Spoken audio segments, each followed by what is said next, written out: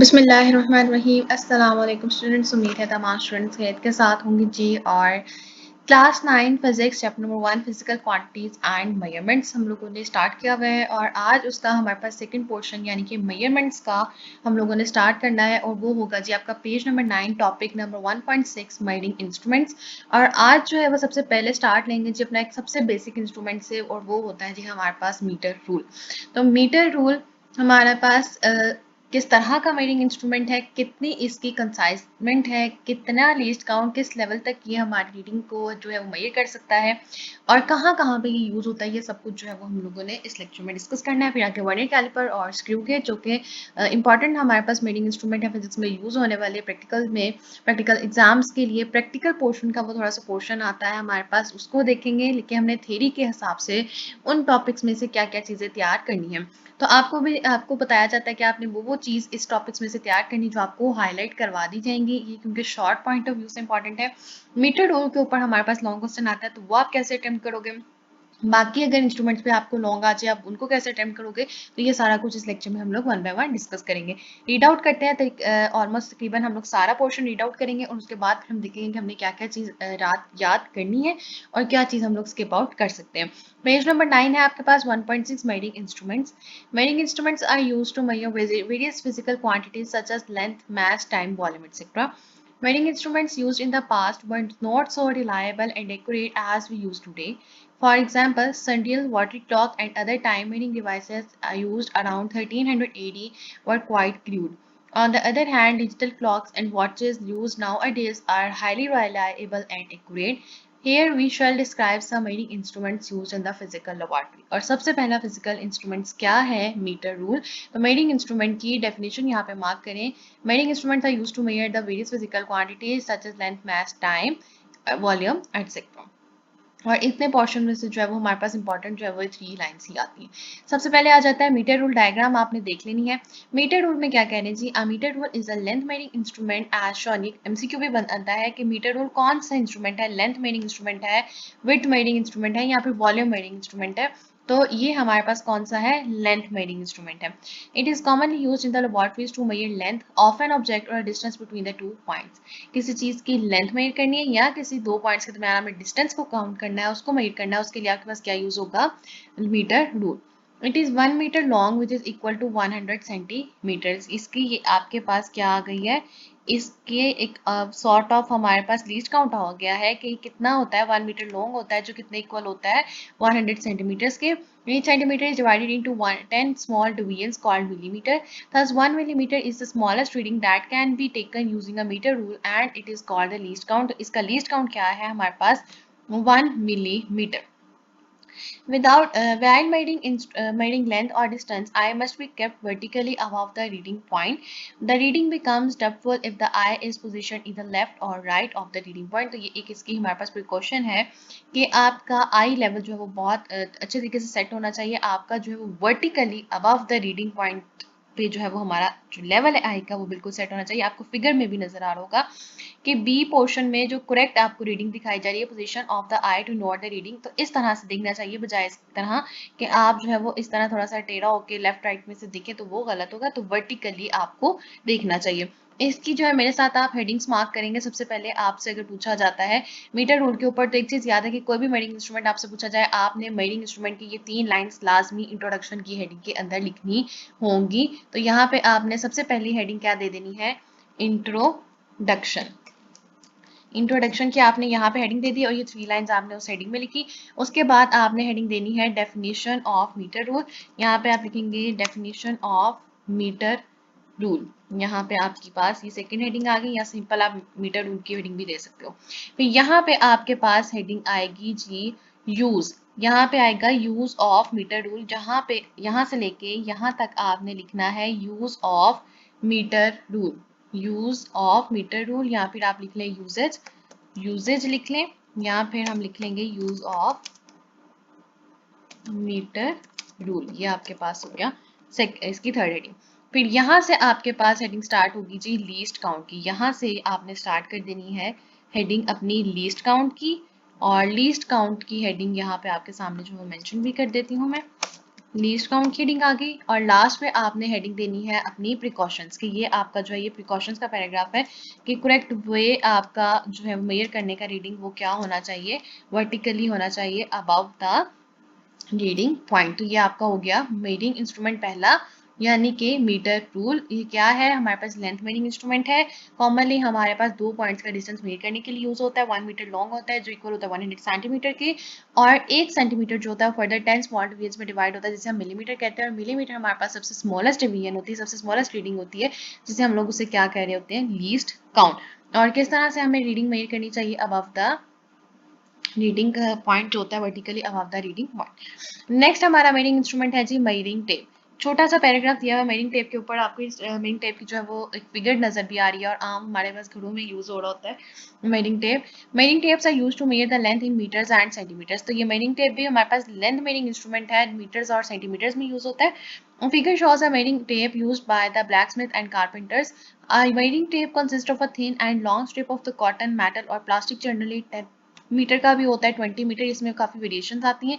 Measuring tapes are marked in the centimetre as well as in inches. तो ये आप लोगों ने अच्छी तरीके से याद रखना है कि ये इसकी डेफिनेशन क्या है और कितनी वेराइटीज में, कितनी वेरिएशंस में ये आता है, और इसको कौन ज्यादातर यूज कर रहे होते हैं, ब्लैक स्मिथ्स और carpenters.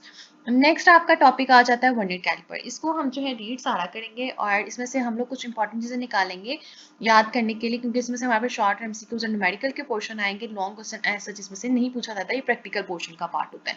Vernier calliper, the accuracy obtained in the measurements used in the by using a meter rule is up to 1 millimeter. ये MCQ मार्क करें कि मीटर रूल की एक्यूरेसी कितनी है, only up to 1 millimeter.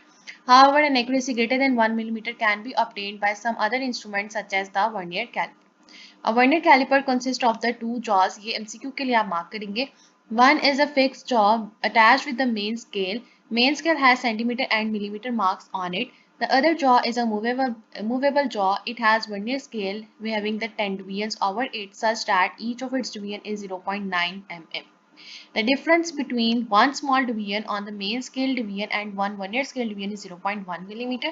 It is called the least count of vernier caliper. Least count by the vernier caliper can also be found as given below. क्या होगा उसका formula, हमारे पास सबसे पहले स्मॉलेस्ट रीडिंग देखी जाती है मेन स्केल पे क्या है, और उसको डिवाइड कर दिया जाता है नंबर ऑफ डिवीजन से। तो स्मॉलेस्ट रीडिंग जो होती है 1 मिलीमीटर होती है और टोटल वर्नियर स्केल पर नंबर ऑफ डिवीजन कितनी होती है, 10 डिवीजन। तो इसको जब 1/10 से हम डिवाइड करते हैं तो 0.1 मिलीमीटर जो है वो हमारे पास उसका क्या आ जाता है, लीस्ट काउंट। अब अगर हम इसको कैलकुलेट करते हैं जी सेंटीमीटर्स में, तो सेंटीमीटर में कन्वर्ट करने के बाद हमारे पास इसका आंसर क्या आ जाता है, 0.01 सेंटीमीटर। तो वर्नियर कैलिपर में हमारे पास जॉज का आपसे अगर क्वेश्चन आ जाए कि how many jaws, types of the jaws in the vernier calliper, तो आप क्या बताएंगे जी कि एक हमारा फिक्स जॉ होता है जो हमारे पास मेन स्केल से लगा होता है, और मेन स्केल में हमारे पास जो होते हैं वो सेंटीमीटर और मिलीमीटर मार्क्स होते हैं। और दूसरा मूवेबल जॉ होता है जिसके ऊपर कौन सा स्केल होता है, वर्नियर स्केल, और वर्नियर स्केल के ऊपर 10 डिवीजन होती हैं और each division is 0.9 mm।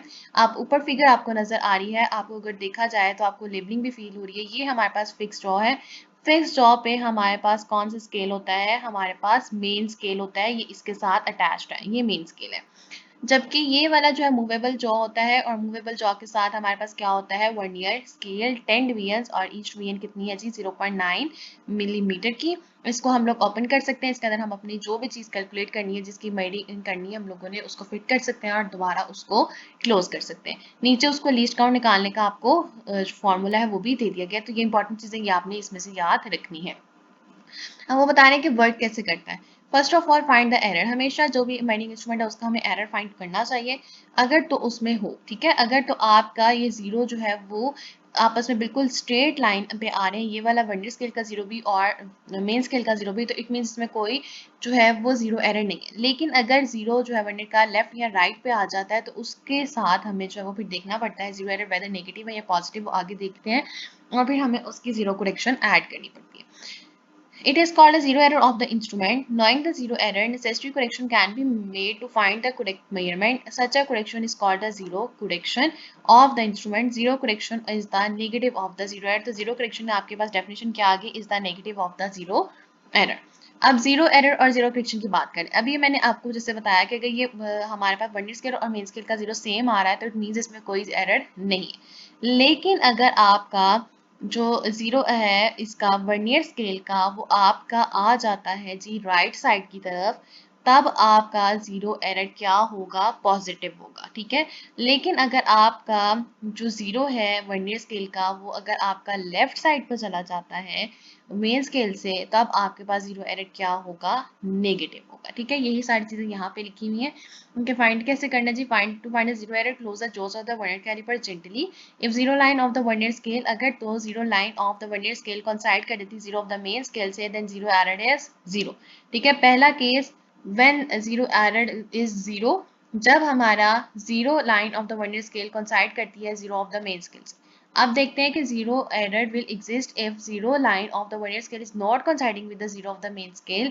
Zero error will be positive. कब होगा positive? If zero line of the vernier scale is on the right side of the zero of the main scale, and negative if the zero line of the vernier scale is on the left side of the main scale, जो कि हम लोगों को बिल्कुल इस figure से आसानी से समझा जाएगा कि अगर इकट्ठी हैं, बिल्कुल स्ट्रेट लाइन आ रही दोनों की जीरोस की, तो इट मीन्स कोई जीरो एरर नहीं है। अगर ये वाला जीरो जो है वो इस तरफ जा रहा बंद करने के बाद, तो इट मीन्स के जीरो एरर क्या है, पॉजिटिव है। अगर लेफ्ट साइड पे जीरो जा रहा है तो इट मीन्स के जीरो एरर क्या है, नेगेटिव है।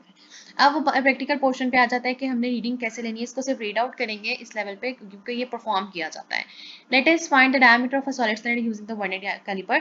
Place the solid cylinder between the jaws of the vernier calliper, close the jaws till they press the opposite side of the object gently. Note the complete deviance of the main scale past the vernier scale 0 in the tabular form.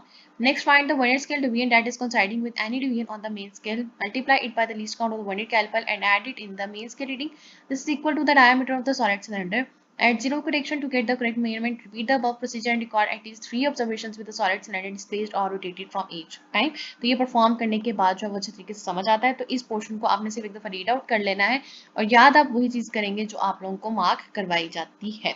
आपके पास quick quiz है, what is the least count of the vernier calliper. इसका जो answer है वो आपके पास है, आपके पोर्शन यहाँ पे पेज नंबर आपका आ जाता है 10। लीस्ट काउंट आपने बताना है कितना होता है उसका, 0.1 मिलीमीटर या फिर 0.01 सेंटीमीटर। सेकंड है, what is the range of vernier callipers used in your physical laboratory. ये आपको जो है अपनी लैब से चेक करना पड़ेगा कि आपकी लैब में किस रेंज के वर्नियर कैलिपर्स यूज किए जाते हैं। How many divisions are there on the vernier scale. तो हमारे पास वर्नियर स्केल के ऊपर वो पूछ रहे हैं जी कितनी डिविजन्स होती हैं।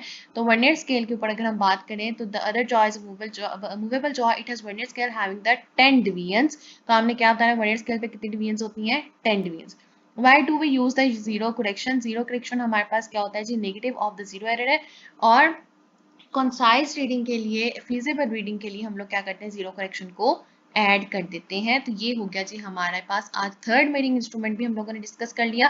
पहला जो है वो हमने देखा कि मीटर रूल क्या है, मीटर रूल के बाद मेजरिंग टेप और फिर वर्नियर कैलिपर। इंशाल्लाह नेक्स्ट लेक्चर में देखेंगे जिस स्क्रू के, जो कि वो भी हमारे पास प्रैक्टिकल मेजरिंग इंस्ट्रूमेंट है, लैब्स में यूज किया जा रहा होता है, उसकी डिटेल नेक्स्ट लेक्चर में देखेंगे। आज ही देखें हमने टोटल 3 मेजरिंग इंस्ट्रूमेंट्स और मुझे उम्मीद है कि आप लोगों को इस हवाले से जो है वो तमाम चीजें अच्छी तरीके से समझ आ गई होंगी।